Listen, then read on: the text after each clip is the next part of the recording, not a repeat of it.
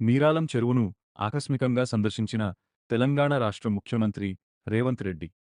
హైదరాబాద్లోని మీరాలం చెరువు వద్ద జరుగుతున్న అభివృద్ధి పనులను ముఖ్యమంత్రి రేవంత్ రెడ్డి ఆకస్మికంగా పరిశీలించారు.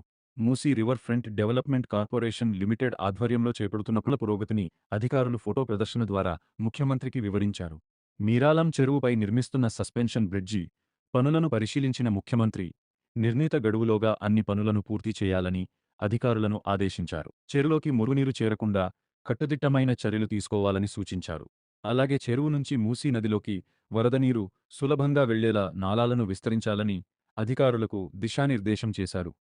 చెరువును పర్యాటక కేంద్రంగా అభివృద్ధి చేసే దిశగా వాటర్ స్పోర్ట్స్కు అనువైన డిజైన్లను రూపొందించాలని సీఎం సూచించారు. చెరువులో ఉన్న ద్వీపాలను, ఐలాండ్స్ సైతం అభివృద్ధి చేసి సందర్శకులను ఆకట్టుకునేలా తీర్చిదిద్దాలని చెప్పారు. అంతర్జాతీయ విమానాశ్రయానికి సమీపంలో ఉన్న మీరాలం చెరువును పర్యాటకుల కోసం ప్రత్యేక ఆకర్షణగా మార్చే విధంగా ప్రణాళికలు రూపొందించాలని అధికారులకు సూచించారు. అనంతరం భారీ క్రేన్పై నుంచి చెరువు పరిసర ప్రాంతాల్లో జరుగుతున్న అభివృద్ధి పనులను పరిశీలించి పనుల నాణ్యతపై అధికారులతో సమీక్ష నిర్వహించారు.